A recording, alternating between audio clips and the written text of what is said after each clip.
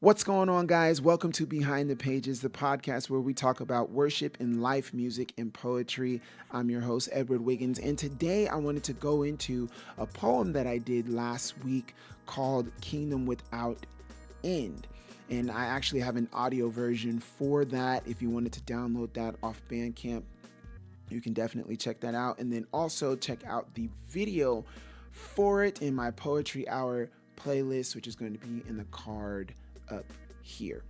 But I wanted to go into my creative process and just how I think when I create music, when I create content, right? So let's go into FL Studio real quick.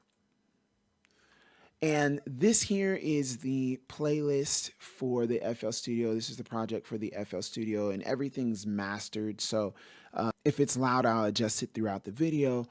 But I just wanted to go into this real quick and just show you some of the elements of this song. So the first thing we have are the vocals, right? So let's solo these vocals real quick. Well, let me first just kind of give you a preview of the whole thing, like the somewhat fullness of it all of the once glamorous seats were now nothing more than clumps of stone.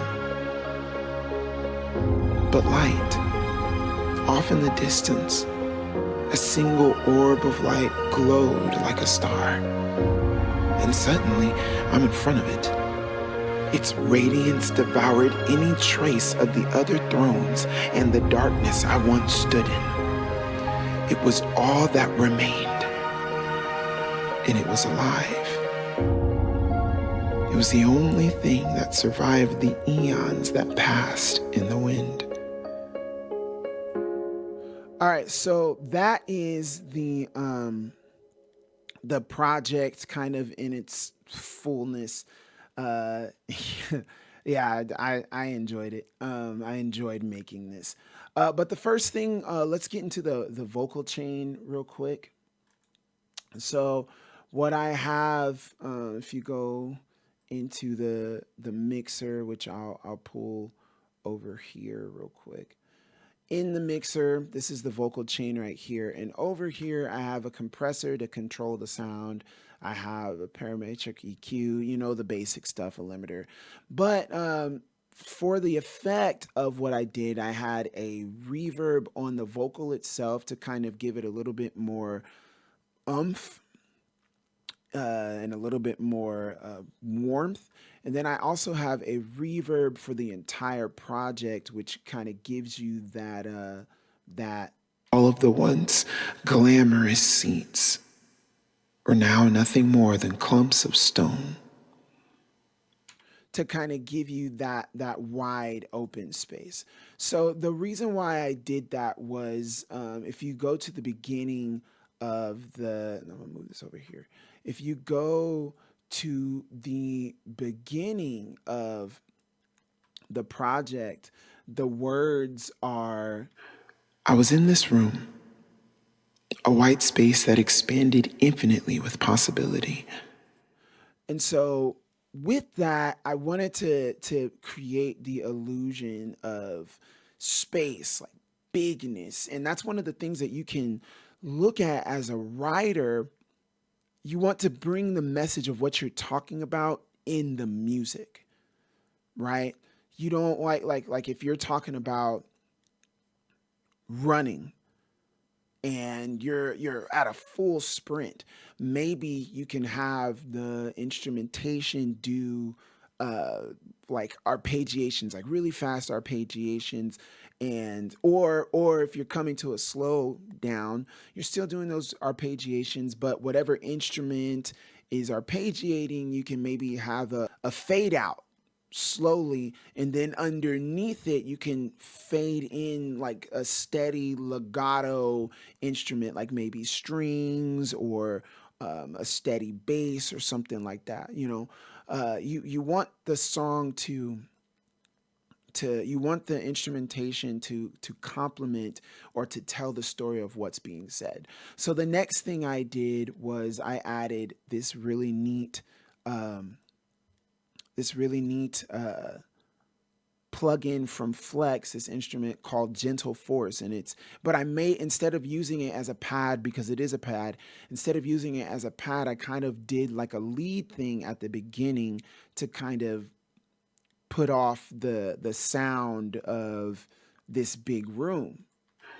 I was in this room, a white space that expanded infinitely with possibility. In this room, there were countless thrones, some great, some small. Many were ornate. Right. So, and I used fifths also to kind of have the spacing. Fifths, they lead to each other. They allude to something that's there. They allude to a chord, but it's basically the root of the chord and the top of the chord. So the bottom of the chord and the top of the chord, and they leave space for the middle. So with using the fifths there, you have the illusion of space. So that's another thing. You can use your music theory. You can use the music itself, what the chords are doing, to also tell this story. So later in the song, you have a chord with that instrument. Then it progressively intensified. And as the wind brushed over the thrones, they began to wither. The beasts of stone crumbled to dust. The men of gold began to tarnish. You have chords now, but they're not too loud, not too harsh, nothing super deep going on. You're just filling in the space as the story is continuing. And now also, I believe in that part, there was some movement going on. There was a wind that was starting. So with that, you have some movement going on. Now you can start to fill in the blanks of what's happening. I also had this really neat orchestral boom thing going as well to put a marker on, hey, one, wind, and then two, a marker on now something new is happening, right? So then it progressively intensified. Right. So that whole part there with the instrumentation is the Gentle Force pad with strings. I added some strings in there because everybody likes strings. Strings is like this long, they create this legato feel. So I love strings because, again, they create this legato feel. So with everything, introduction of the strings, you have this. Then it progressively intensified. And as the wind brushed over the thrones, they began to wither. The beasts of stone crumbled to dust. The men of gold began to tarnish.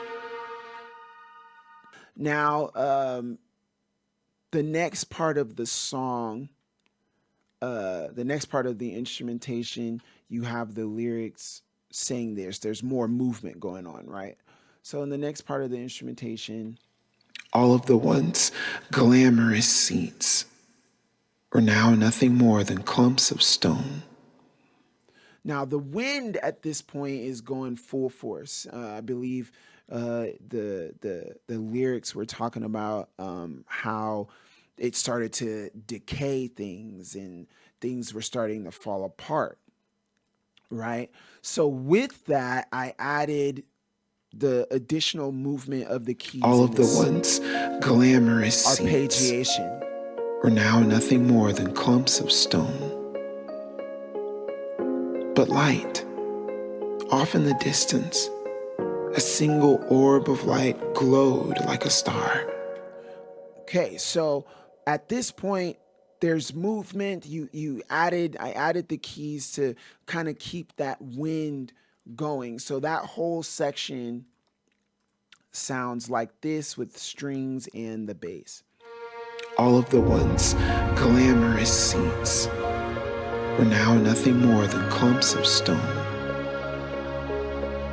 But light, off in the distance, a single orb of light glowed like a star. And suddenly, I'm in front of it. Its radiance devoured any trace of the other thrones and the darkness I once stood in. It was all that remained, and it was alive. Okay, now before we get into this next section, I wanted to break this down. Everything is still going on, even as this next throne is being introduced, which is, the throne of God. Everything's still going on because it's an introduction, right? Everything that is going on right now is because of this throne. So when the throne finally gets introduced, everything goes away like this. It was the only thing that survived the eons that passed in the wind. When my eyes finally adjusted, I saw a golden lion sitting on one arm. A golden lion. So there's still energy there because you're in front of this light and you're in front of this throne that you don't see. Like it's different from the rest, so you have to give it its due attention, and you do that by stopping everything else. So you go from this full orchestral dilly in this section right here to let me hone in on what's going on in this emptier section right here. Right. And you again, with your instrumentation, you want to tell this story and make your audience, make your listener feel a certain way. And so you pull things out, you put things in. And I would say, and I'm gonna go back real quick, I would say that it's not about having a whole bunch of instruments. It's about knowing when to put those patterns, knowing when to put those instruments, knowing when to put those sequences of music, and when to take them out. I have four melodic instruments in here. The keys, the pad, and the strings. And I mean, I had three different types of strings, but it was essentially, that's it in my voice. Nothing deep. But using those things, using the space properly, using the sonic space properly, adding things and taking things out. You want to keep the ear entertained while at the same time you are telling this story. And so imagine if somebody's reading a book to you and then, it's this really quiet part, and then, grandpa or grandma or mom and dad come in real, real close, and then they're da da da da da da da da. There's a tension there. Now your focus is there. And so you wanted to provide focus. And then I go even deeper in that by doing this, taking even more instrumentation out. So from this section right here, lamb on the other, a sword sheathed in the crystal scabbard, and its handle proudly standing against the squab. Along the headrest was an inscription. So even right there, when I took out even more instrumentation as I moved along. And so then there was a part, and it's my favorite part in the song. I love pitching things down and pitching things up because I like the sound that it makes. And so there's this part in there right here where the reader or the person encountering it is reading this inscription, and it's as if God himself is coming back and talking to him and saying of himself, I am the Alpha and Omega, the first and the last, the beginning and the end. Woo! That is my favorite part. And anytime I deal with God, like as far as music goes, I always add reverb and delay because there's this bigness in God. Like he comes in a still small voice. And notice that it wasn't anything loud, but it filled up the space. It was as if God is talking. And I would, I imagine God having this powerful voice, not loud, but powerful, you know. And I think that effect, the effect that the reverb and the delay give you, when it comes to that, whew. Now, after God has introduced himself, this next section brings everything in with an added string part, right? So let's. The stones flowed from each letter, wrapping themselves around the throne in a dazzling spiral of rubies, emeralds, and sapphires, all kinds of precious stones. Time could not weather this throne like the others, for the wind seemed to blow from it. Above all else it stood, above all else it would stand. Kingdom without end, kingdom without end. Woo!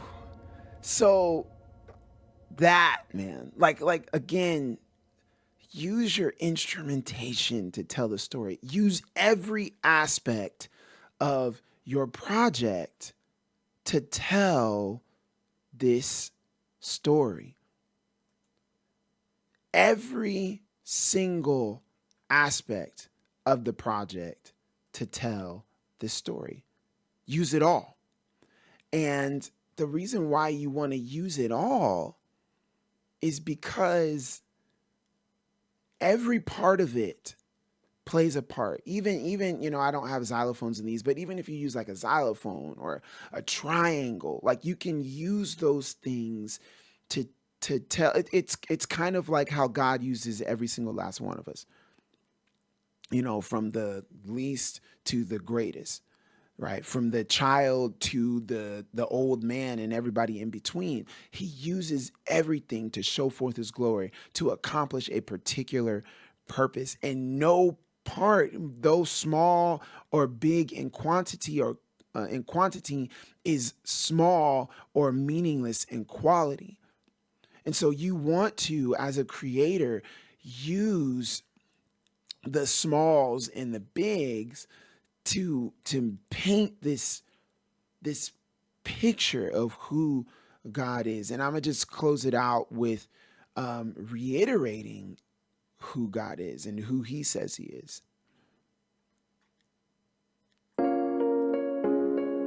The Alpha and Omega.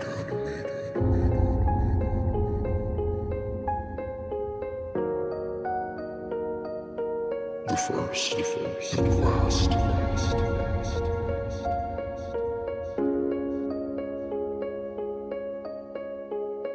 The beginning, and the end.